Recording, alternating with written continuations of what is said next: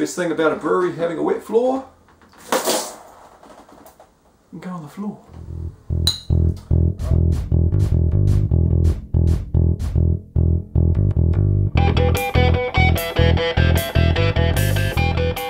Happy Homebrew Wednesday. Christmas is around the corner. 2 days in fact for me. Christmas will be here in 2 days by the time somebody sees this. 1 day possibly, or Christmas Day. If you're sitting there and you go, what should I do on Christmas Day? That's what I'll do. I'll watch some YouTube and find out what's going on.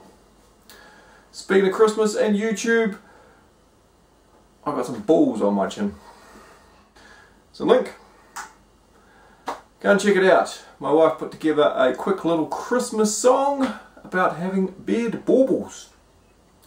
So much has been happening because it's Christmas time. You're racing around, you're doing lots of things, shopping, getting groceries, you're planning your meals.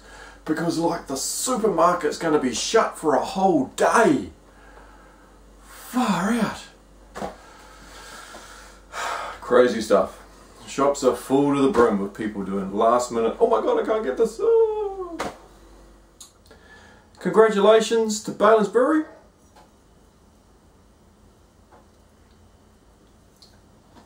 Bit of promotion there. Congratulations Aidan, Kim, Steve and Nikki for getting the cellar door open. Signed off, ready to go. For those of you who don't know what a cellar door is, or it's called something else in your country, a cellar door in New Zealand is when a brewery can pour a rigger or a growler, flagon of beer for you to take away and sell their wares for you to take away. Can't drink on premise. It's a off license, so you can buy it there and take it away. So I managed to get down there and I was purchase number 1. I brought a slab of Woodrow's Veto and some black IPA. Awesome stuff. Also went down there just to buy some more because I ran out of Woodrow's Veto and turned up just at the right time and the mash tun needed to be empty. But it's all good. Don't mind helping out Aidan and what he's doing, especially in the heat of summer while he's down there working frantically in the brewery, making beer for us to drink over summer. I don't mind popping in and giving him a hand just so that he can keep on pumping that beer out. But yeah, congratulations guys. I hope you have a great Christmas break and crack it into it in the new year, and let's see what comes out of Baylands Brewery. I've been doing taste samples. It's good. Oh, it's good. This is a coffee press, a French press, and I've got my Berliner Weiss in there because I'm dry hopping it and I want to see what dry hops to use. So if you've ever done a beer and you go, oh, I wonder what those hops would taste like dry hopped in the beer, put them in a little French press. You put a couple of pellets in there. You overdo the pellets because of course it's not sitting in there for a long time, so you want to try and get some of that flavour out of it in the short period of time that it's sitting. What was that? Something scratching. So normally double, even triple the pellet flavour or the pellet amount, just to try and extract out what you can in 10 minutes while it's sitting here steeping. And it gives you a rough idea of what that aroma profile is going to be like in the beer. But I've been doing lots of tests. So it's not only a little bit of mochueka that's floating around in there, but there's some cranberry syrup.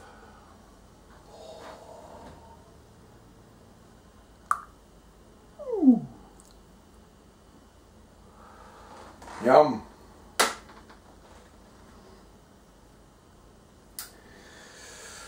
Oh, good stuff. Let's just let that sit just for a little bit longer.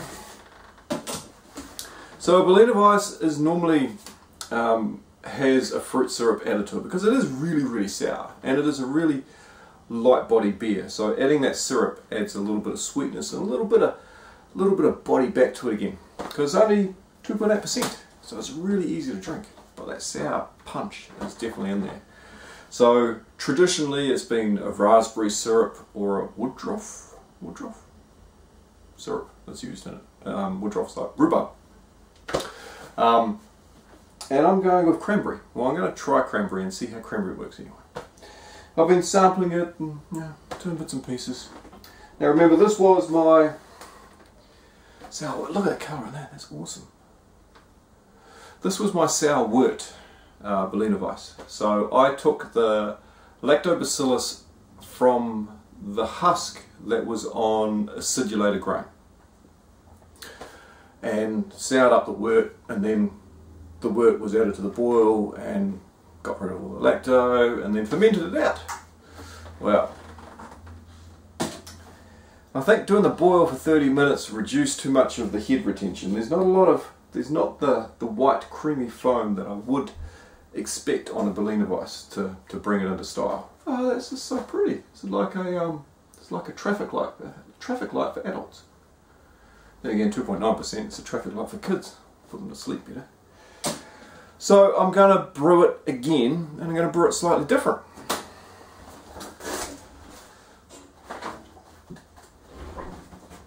Well, this time I will be using Lactobacillus 5335 and fermenting it out with German Ale 1007. Souring, that's where it's at. No more of these IPAs. They're so yesterday. Funkin' Sour is going to take on 2015-2016. I've said it before and I'll say it again. Actually, if I say it every couple of months, then someone will say, "Oh, you got it right. Oh, that guy way back then, he said that was going to happen. Well done, good chap." But yeah, I reckon sours are going to take over. I saw some sours poking up at Beervana this year, and at the Great American Beer Festival I saw some sours that were absolutely superb. Some of the breweries that I've been following have been brewing sours just on the side. Now, the thing about sours is they take a year, 2 years, 3 years to come out, to do it proper, lambic.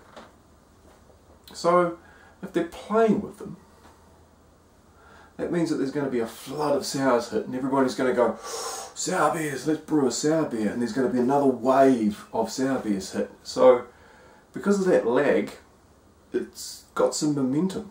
It's that gentle wave ripple that just keeps on pounding. That'll gently take over. Now the fads of the IPAs, they come and go, and the porters, they come and go, and the oatmeal stouts, and the saisons, and bits and pieces. I reckon these Flanders Reds and these Lambics, and these sour beers, they're going to hit the market. They're going to hit the market really well, I believe. This is my prediction for 2015. Because craft beer is in my opinion, is at a crossroads at the bar. There are the winos that savour their Pinots and go, "Oh my god, this is such a great grape. I love this wine. It's excellent. Rah rah." Couldn't name anything better. They're the craft beer people that go, "Oh, I love the hops in this. Oh, it's great. Oh, wonderful." Those two don't really meet. The sour beer, though, bridges that divide. The wino and the craft beer geek sort of start to collide with a sour beer because of some of the attributes that are in there. And so, in a craft beer pub, putting in those sour beers is going to attract the wine people in, because they go, "Oh, let's see what that's like. It's got a bit of age on it, 3 years. Oh, it's not as good as a good Pinot." But it'll convert them to beer and to save the grapes, because grapes are good to eat. Shout out to Mr. Kevin Clements, who sent me some beer mail. Thank you very much, Kevin. There are some SJ Pour 2014 beers sitting in there as well. Some of the Kevins and Christians that I will be donating some video time to sit down and taste and enjoy. Thank you, Kevin.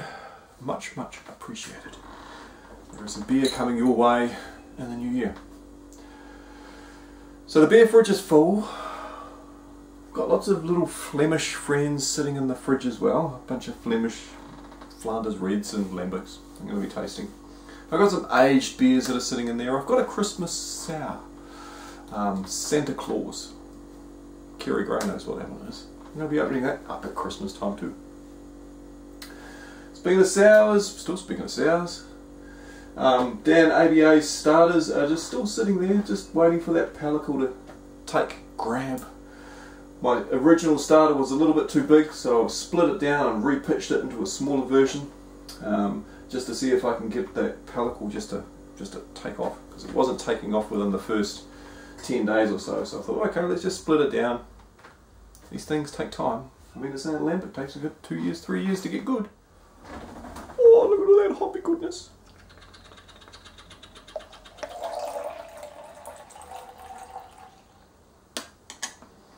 Oh, look at that.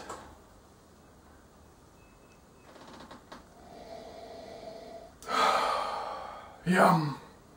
Pretty sure I've got the ratio of cranberry just right.